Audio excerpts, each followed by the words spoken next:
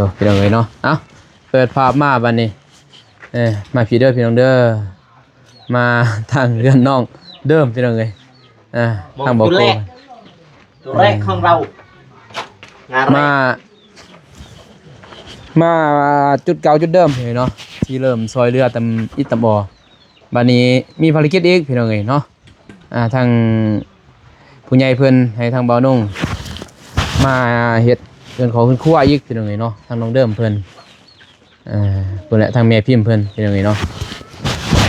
น้องเดิมสบายเด้อโดยสบายดีเด้อพ่อแม่พี่น้องใช่ไหมเป็นแห้งเลยเนาะโดยสบายดีครั้งเด้อนะบ่าวโดยสบายดีเด้อพ่อแม่พี่น้องผู้ใหญ่ใจบุญทุกท่านสบายดี FC พังไทยพังลาวอยู่ต่างประเทศหรืออยู่ในบ้านก็ขอสบายดีและสวัสดีเบิร์ดผู้สุขคนเด้อสบายดีโดยเป็นยังไงเนาะ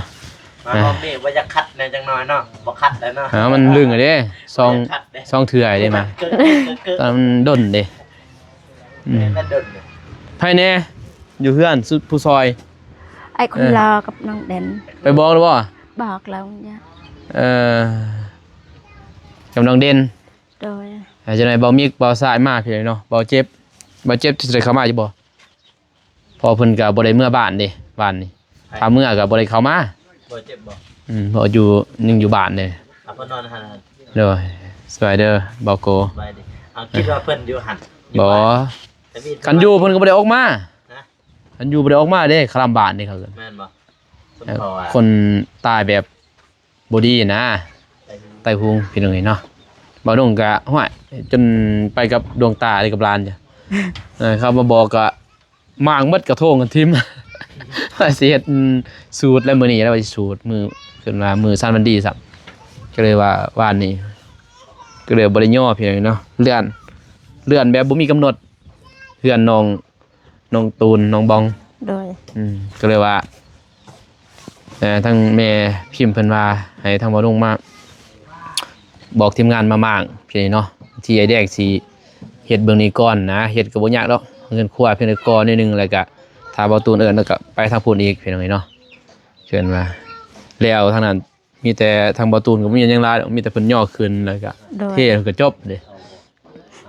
ถ้าเพิ่นสิก่อขึ้นใหม่ก็ยังบ่ทันฮู้ตอนนั้นแต่ว่าเพิ่นเฮ็ดซำนั้นแล้วเพิ่นก็สิมาเฮ็ดเฮือนห้องน้ำนี่นะห้องเฮือนครัวน้องเดิมมันแล้วเลยจักแมทว่ากันมื้อนั้นบ่ทันเว้าบ่เว้าแล้วแม่พิมพ์เว้ากับอายสร้างแดงกับสร้างแดงเพิ่นโดยมาแบบจวดเลยพี่น้องเนาะแม่เพิ่นโทรมาว่าน้องว่าสิมามื้ออื่นก็ยากคือกันนั่นแหละพี่เนาะมื้ออื่นมื้อคือกันหมดแหละก็มาเฮ็ดเลยซะให้มันแล้วเลยไผให้ด้วยหน่อยโดยไปเบาโกเริ่มงานก่อนเฮาบ่ได้มาน้ำลังก็น้ำลังติเอาหั่นคอนจับกล่องใหญ่เด้อโดย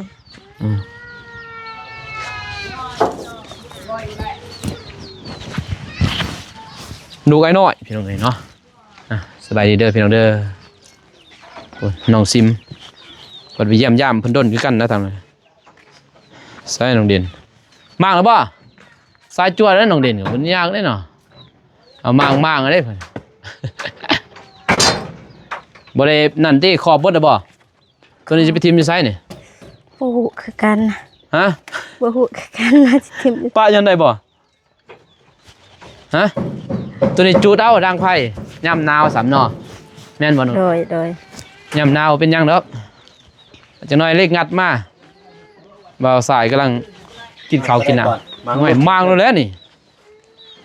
ได้เต้แล้วเมื่อเต้ครอบเมื่อแล้วบ่ผู้ชายครอบครอบรอครอบแล้วเดี๋ยวเมื่อเนาะมา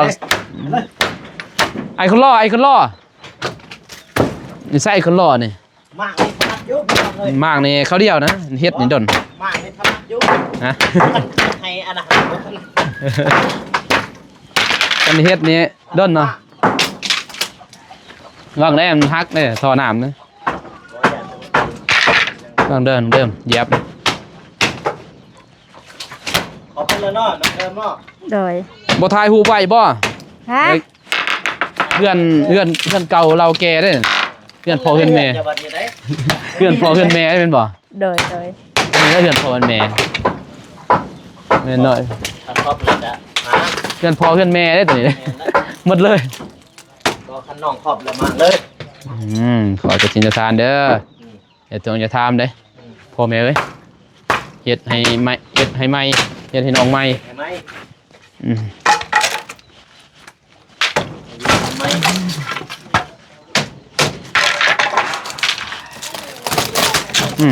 โอ้ทรงสั่นเหรอ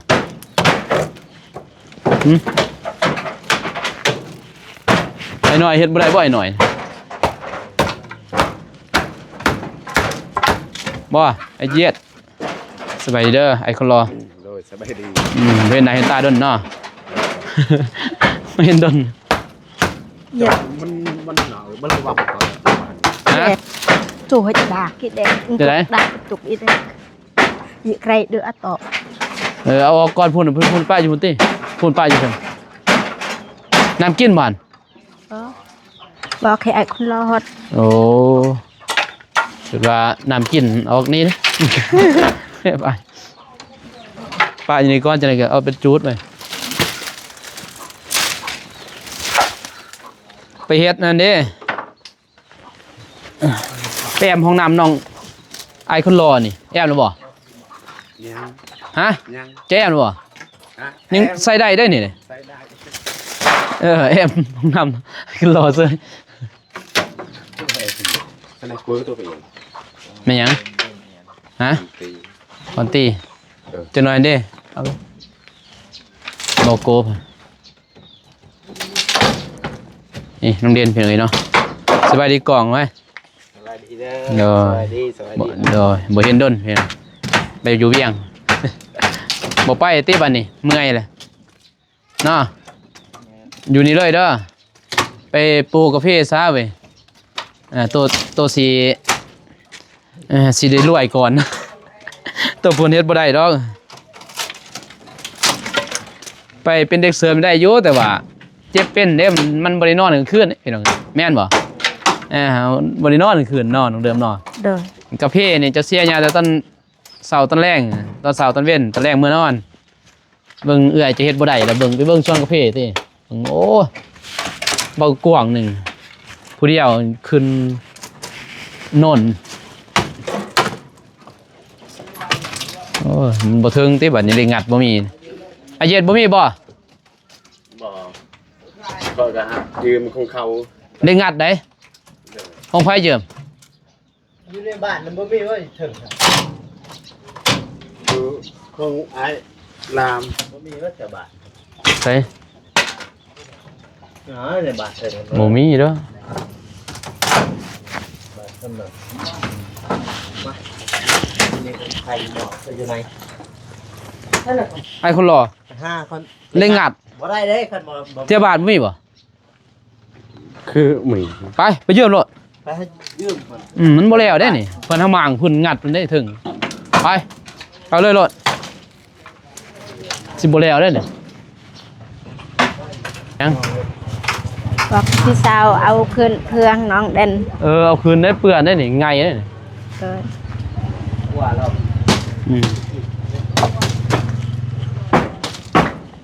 ถือเลยโลดได้บ่อันเลขงัดในเรื่องขอยเด้อโรงเรียนเด้อ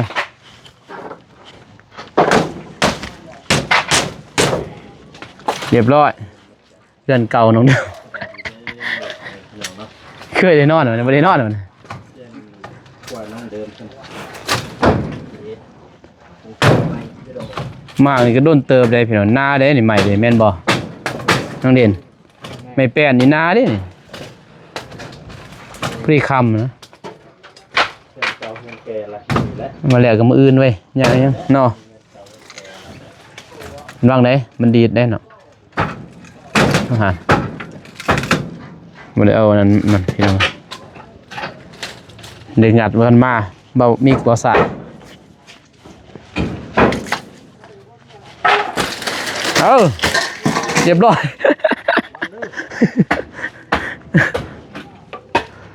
เรียบร้อยอันนี้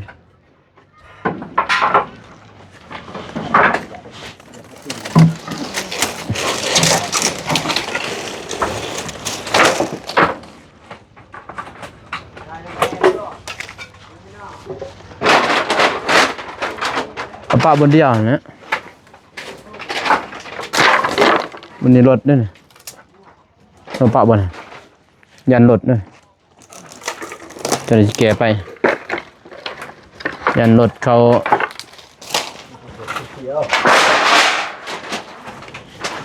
โอ้ยอย่าเห็นแห้งเด้อคือว่าเอ็นอยู่นี่ยิ่งอยู่นี่คือติ่งเลยเว้ย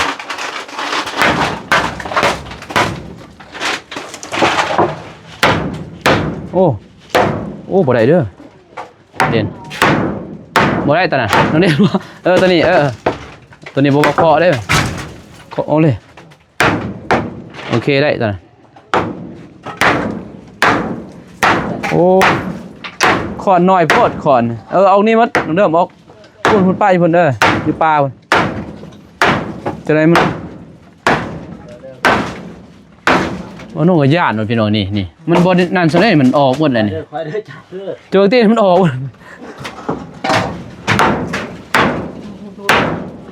บ่ตอกก่อนน้องเด่น มันไปเด้ตัวนี้ไปอยู่แล้วตัวนี้ออกตัวนี้ก็พอ ไปฝากตัวนี้แล้วใส่ไปแล้วบุบไปเลยนี่มันข้อซองเด้แต่มันจับมันหยุดเด้ นี่มาให้กันมั้ง เอาตัวนี้ก่อน โอ้แล้วก็ อันนั้นเล็กอันนั้นมีบ่นี่เคาะอยู่นี่เอาน้องเด่นนี่เด้อมึงเด้อยับก่อนเด้อ จับไข่นะบ่าว โอ้ น้องเดิม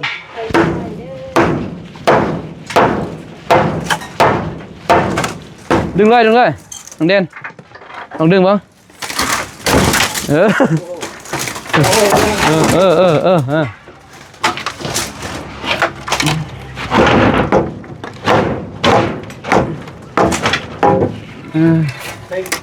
อา เงินจะใส่กี่เปอร์เซ็นต์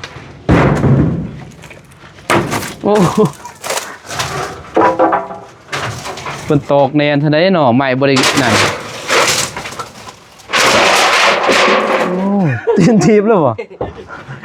งานมากถนัดอยู่ ไหนบ่บางคอนฮักได้ไหมคอยเด้เล็กงัดไปเนี้ยเล็กงัด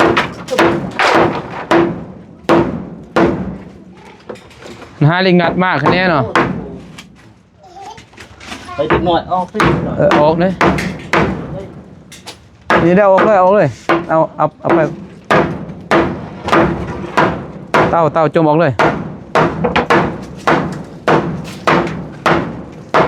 เล็กปีงกับปีงเลยอย่างนี้บ่นี่คือบ่มาเมื่อแนวไปเอาไว้ออกไปหมด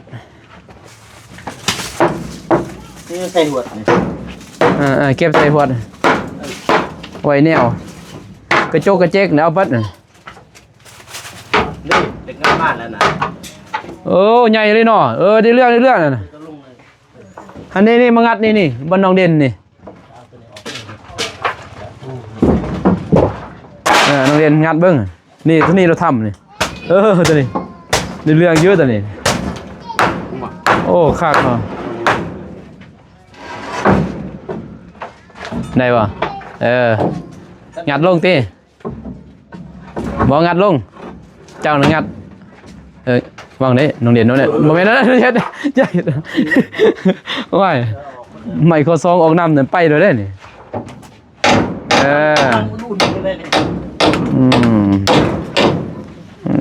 ไอ้คลอนี่เรื่องนั่นคลอ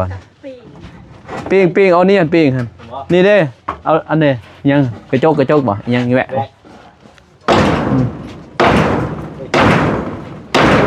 ค่อยไอ้ก็ล่อยับเอาเริ่มยับเด้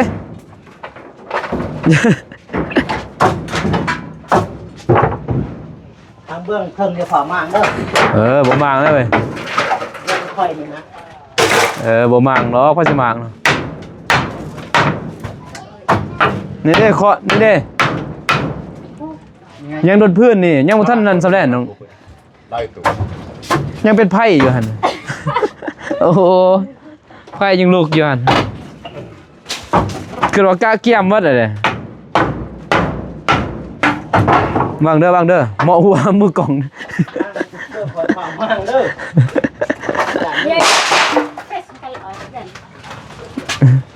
เหมาะหัวตะกล่องมาได้ ตะกล่องกำลังจับไอ้ตะกล่องโบโกมาแล้วบ่พ่อ สิ่งแปลกนั้นยืดไปดึงมันก็ได้ ใส่ขึ้นมากนั่นก่อนเด้อไผสิขึ้นอยู่เทิงหั่น ฮะ มากสังกะสีมากตัวนี้ก่อนจะเผามากได้เล็ก ไม่คอนเด้อมากแต่เพียงนี้ซื่อนี่ตัวนี้ซื่อเนี่ยตัวข้อซองนี่จะเผาเด้มากขึ้นก่อน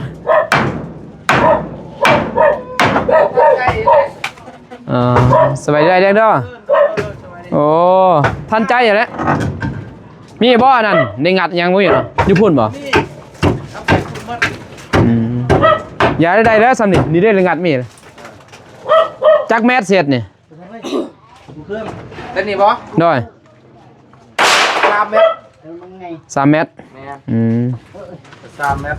ยิงตามนะเบิ่งเพิ่นว่าจังได๋จักเมตรแต่จังว่ากัน จะได้ใหญ่กว่า4 เมตร มางไว้ เครื่อง ใหม่แล้วนี่จะได้เฮ็ดนี่ใหม่นี่ไปเก็บไว้ก่อนเบิ่งใหม่น้องเด่นจังได๋นั่นได้ยากเด้หันทำมางลาย แต่กล้องแม่งบ่มีเกิด โอ้เกิดก็บ่ได้ใส่บ่ หยาดเลย เอาออกเบิ่งโกทั้งหัวเจ้าใหม่น้องเด่น Ye ta ôm để phát rõ hết ạ. เฮ็ด3 เมตรเนาะโอ้ก็3คูณ3บ่3เป็น5คูณ3เป็น5บ่เฮ็ดซำใด มานั่นแหละนี่แหละสับตีนเสาตัวนี้ไปพุ่น ใส่ตีนเสาใส่ นี่ เฮ็ดได้เสียงแงกเลยบ่ พอแล้วมันกา Đi ra ye. บ่ซื้อบ่ ตัวนี้เอาตั้มนี้บัดแต่หันกามันก็ซื้อไปหันดูจังได๋หรือว่าเอายับมานี้บ่ให้มันตั้มเกิน ว่าสำนีเป็นยังไงนี่ แม่นเอาซ้ำนี้ มันซื้อมันบ่ให้ต่ำนะต่ำใส่ห้องน้ แม่น ำมันซื้อห้องน้ ๆพุดมัน มันซื้อเลยมัน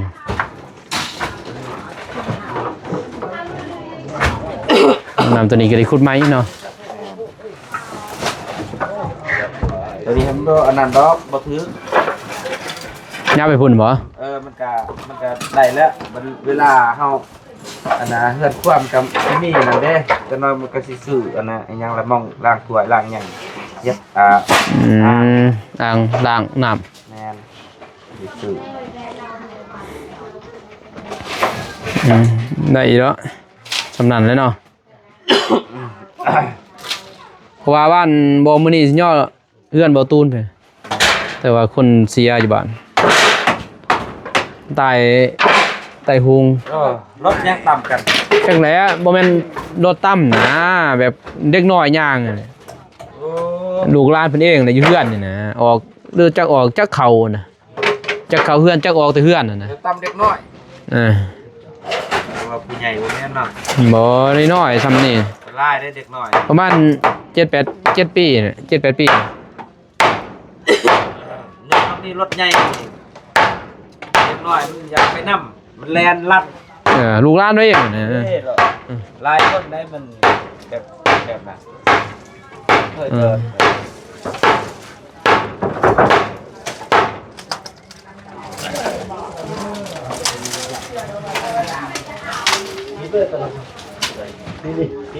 ทีมมันเลยโรงเรียน แต่นี่ก็ซ้ำนี้มันสิก่อนะ ก่อนเลย เทอันน่ะเทคาดซ้ำที่เช้าตัวนี้ไปพุ่นบัดนี้ก็ตีบัง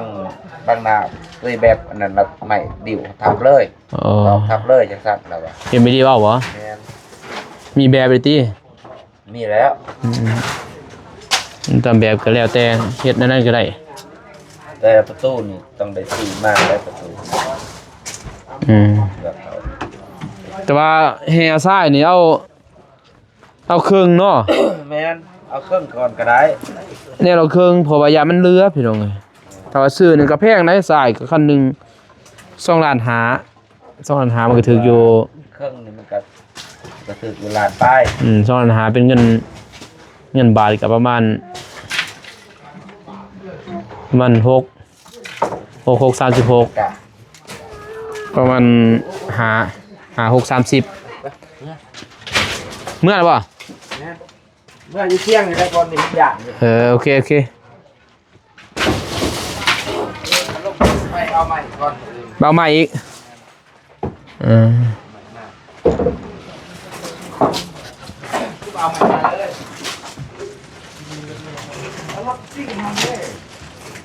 ดึงเก็บออกหมดก่อนมาเลยเก็บออกก่อนได้ไหมยากได้บัดนั้นนี่ เก็บก่อนได้ตีนทำลงเลยยากผู้เอาได้บัดนี้อย่าพาได้ถึงโรงเรียนเด้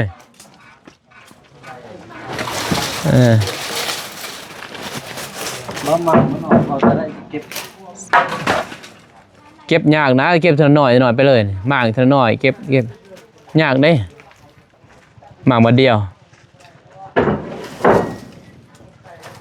โอ้ยเกือบมองนั้นปะโตอยู่เว้ย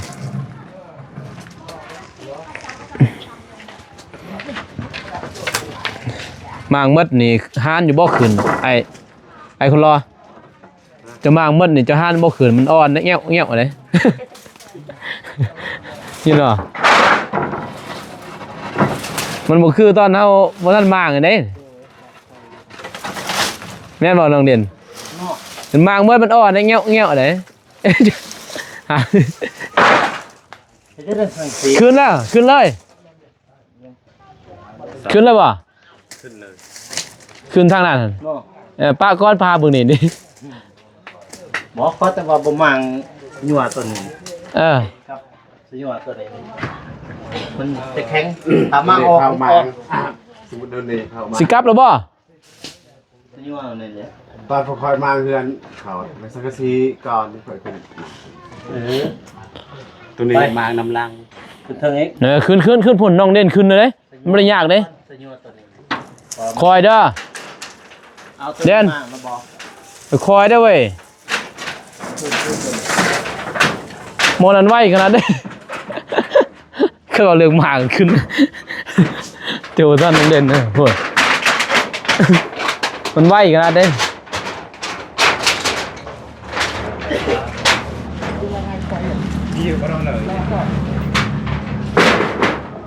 อย่าพาเด้อออกไปก็เด้อ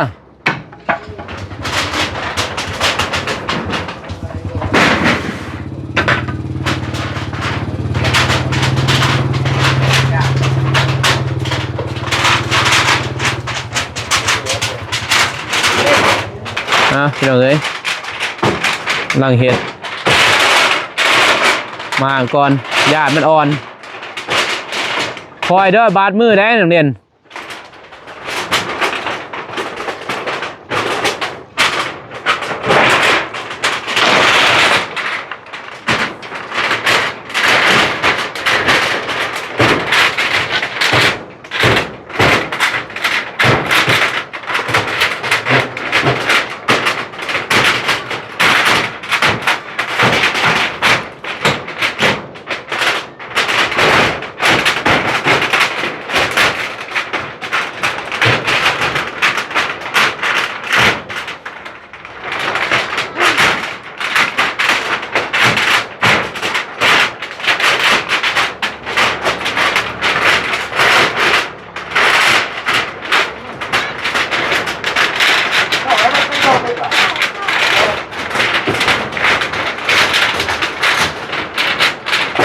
เกือบโบไซไว้หมดเลย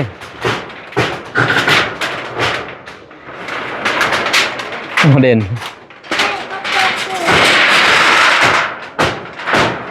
ให้คนรอจับสั่นเลยเหรอเกือบโบกใส่ไปเลยเกือบโบกใส่เกือบโบก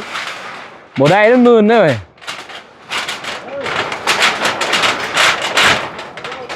ยับเด้อตรงนี้ยับเด้อ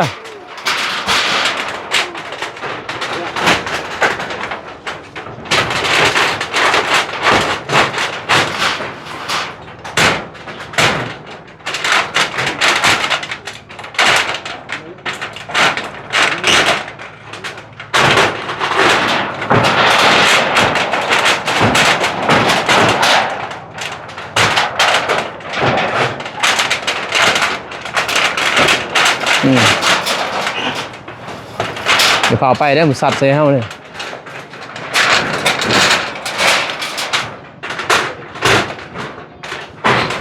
เราก็เมื่อไหวเดี๋ยวเนาะ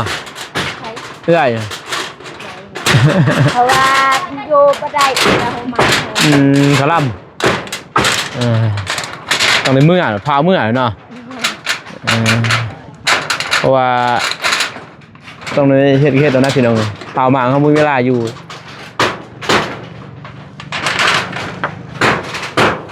มาแล้ว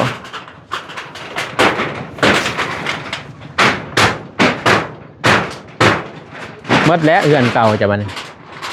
เบิ่งในคลิปเอาเด้อไปกินฮอดก็เบิ่งในคลิปไปกินฮอดไผเป็นผู้เฮ็ดตัวนี้พ่อหรือแม่ไม่ไผเฮ็ดตอนแม่ยังอยู่เฮ็ดเทินทางนี้ พ่ออะไรเฮ็ดบ่พ่อบ่ได้เฮ็ดพ่อเสียก่อนโดยพ่อเสียตอนเฮายังน้อยบ่ฮู้อีหยังตอนนี้บ้านเมืองเฮ็ดให้พี่สาวเฮ็ดให้เอื้อยโดยเฮ็ดให้แม่โดยดอนและเฮือนหลังเก่าจักปีหลายปีตอนเฮายังบ่ทันใหญ่ต้องเดือนยังน้อยโดยจะมันโดหมดเลยพี่น้องเอ้ยบ่หันคืนเนาะคันว่าหมางมันจะมางเลยรอแล้วเจ้าทางเจ้าก็มางมาเลยแล้วเจ้าระวังได้เด้อเบิ่งไม้มันมีตัวไม้ฮักด้วยเว้ยเหยียบไปดีได้เว้ย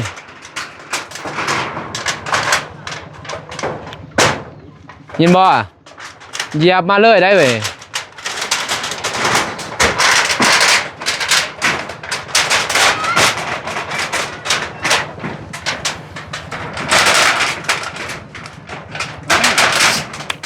ฮัลโหลบ่มีว่าจะไปหาตุ๊กได้เว้ยสิไปตุ๊กไปนั่นเนี่ย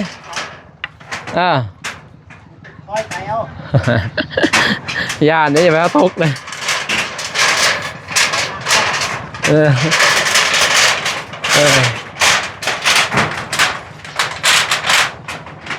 ไปดีแล้วนี่เอาไปแอม